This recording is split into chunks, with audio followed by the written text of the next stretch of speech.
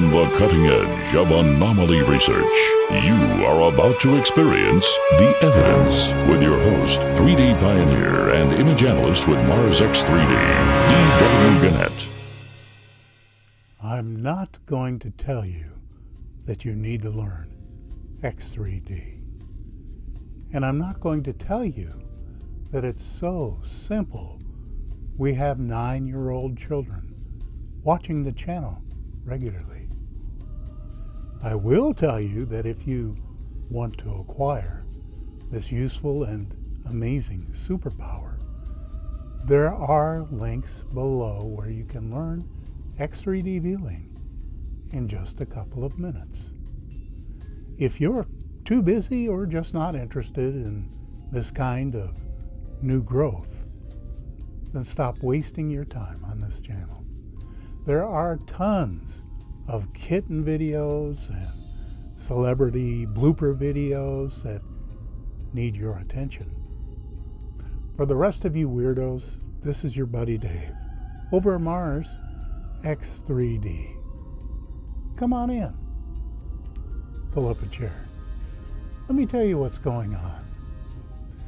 This Sunday, May 2nd, I will be appearing with Chris Maroney and Neil Spence over on Jimmy Roberts, the Real Jimmy Roberts 1 channel for a live interview at 4 p.m. Eastern Daylight Time.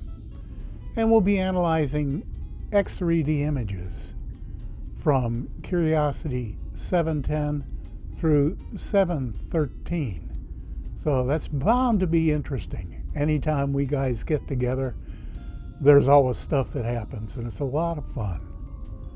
For those of you who have been attending our live hangs on Tuesday nights, you already know that we have a lot of fun doing that, and that you get a preview of images that no one else gets to see. So I hope you'll consider stopping by. Now, we do have some very interesting anomalies, 2 of which I believe will just shut the mouth, or mouths, plural, of those who are cynical about artifacts on Mars.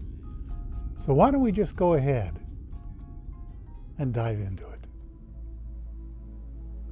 Okay, let's get the senior moment thing out of the way.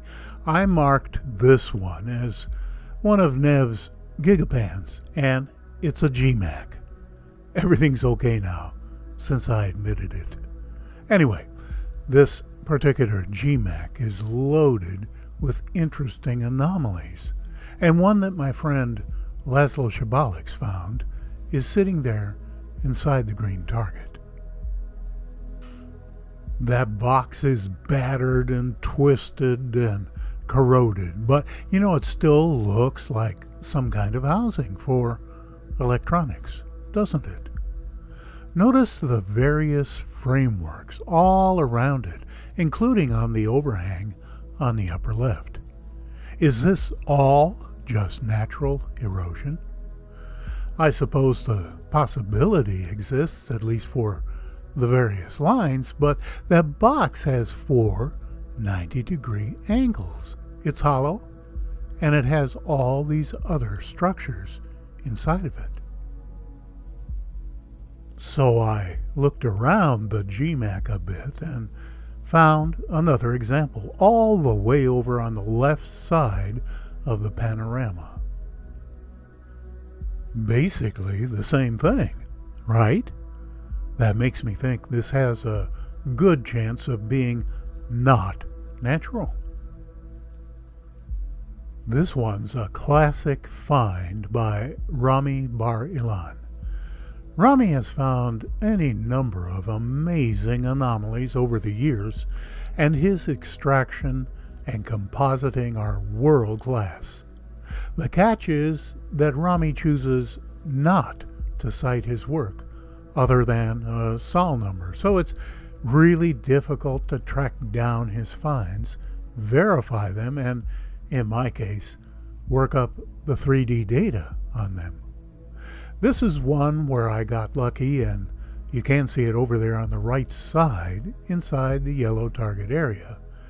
It's maybe 4 or 5 feet long, hard to tell because NASA doesn't include metrics on most mast cam images. But let's move in a bit and see what we have. Some people have called this a flute, but if it is, it's a double contrabass flute. Those bamboo-like segments and the small, indistinct mechanisms all over it definitely mark this as artificial. I'm intrigued by that thread-like pattern on the right end in front. Is it part of whatever this is, or is it a pattern in the sand that it created by either rolling or moving forward? I realize it's kind of hard to see the detail with all the background clutter, so let's move in a little tighter. If you don't mind my saying so, that's some really artificial stuff right there. My friend Terry Burnett is another world-class anomalist, and this one he pointed out the other day is just great in my opinion. There it sits front and center, and while I was checking this one out, I marked 2 more anomalies I ran across inside the yellow target. There are a bunch more anomalies in this image, but I'm counting on my friend Alan to present those over at Mars the Second Genesis. By the way, slip on over to his channel while you're on YouTube and give him some love. His channel just restarted after a mysterious circumstance that I'm sure he'll tell you about. I think this is just fantastic. Let your eyes play all over this spherical device and notice what looks like hieroglyphs and even letters over on the right side. If you look at the back of the ball, do you see that thin plate attached? That might indicate this is a mechanism of some kind. That ridge on top looks like a handle, but there's no place to slide your fingers through, so it probably has some other purpose if it's not natural. This interesting little piece is one of the 2 I found in this image, where it says Detail View Number 2. Go to the left and notice that absolutely perfect little archway outlined in white on this rock. And it almost looks like there's a lobster carved on the side facing us. I'm not sure I'd want to eat a Martian lobster, but I guess it would do in a pinch. This little beauty is one of those anomalies that you'd pretty much have to be in delusional self-denial to call a natural object. This perfect little pyramid, probably no more than 4 or 5 inches tall, has a pipe sticking out of the left side. That's as clear as day, right? And 2 circular indentations on the right side as well. This is a nugget of gold in terms of shutting up all those who claim everything is just a rock.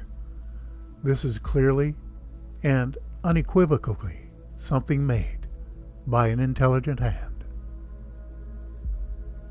Let's wrap things up today with a find from Mark Dupre. Mark is a long-time researcher and often comes up with some pretty interesting anomalies. But this is the first one to make it into one of our episodes. I was able to locate this in the analyst's notebook and process the high-res image. There it sits inside the green target, and frankly, there's not much to see at this distance. This is just crazy. That looks like a grasshopper leg coming out of the left side. It's attached to what might be a ball joint inside a recessed square, and the piece itself seems to be a cube with a rounded front. And who knows what that diagonal line is all about? Just for you city folks out there, here's a grasshopper leg for comparison. And I gotta ask the question, back in the day, did this thing hop around? It's hard to imagine a less aerodynamic shape than what the leg is attached to, but maybe this rock hopper serves some kind of scientific or even military purpose. This is a really amazing find, and another one that defies the naysayers.